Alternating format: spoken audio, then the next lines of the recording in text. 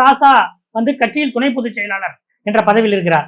இப்ப மொத்தம் 7 துணை பொதுச் செயலாளர்கள் இருக்காங்க. அதாவது பெரியசாமி, ராசா, திருச்சி சிவா, MP கனிமொழி, முன்னாள் அமைச்சர் பொன்முடி, சாமிநாதன், அந்தியூர் செல்வராஜ், இவங்கெல்லாம் இப்ப டெப்டி ஜெனரல் செக்ரட்டரியா இருக்காங்க. இந்த நேரத்தில் துரைமுருகன் அவர்கள் பெரும்பான்மை வன்னியர் சமுதாயத்தைச் சேர்ந்தவர்.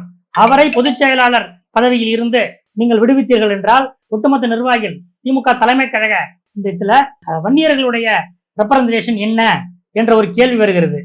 முக்குளத்தோர் சமுதாயத்தை சேர்ந்தவர், திருச்சி சிவா முக்குளத்தோர் சமுதாயத்தை சேர்ந்தவர், ராசா இப்ப ஜெனரல் கோட்டாவில் இருக்கார். அவர் தலித் சமுதாயத்தை சேர்ந்தவர் தான் என்றாலும் அவர் ஜெனரல் கோட்டாவில் தான் இப்போது துணை பொதுச் செயலராக இருக்கிறார். MP கனிமொழி, சாமிநாதன், அந்தியூர் செல்வராஜ் இப்போது SC கோட்டாவிலே டெப்டி ஜெனரல் செக்ரட்டரியாக இருக்கிறார்.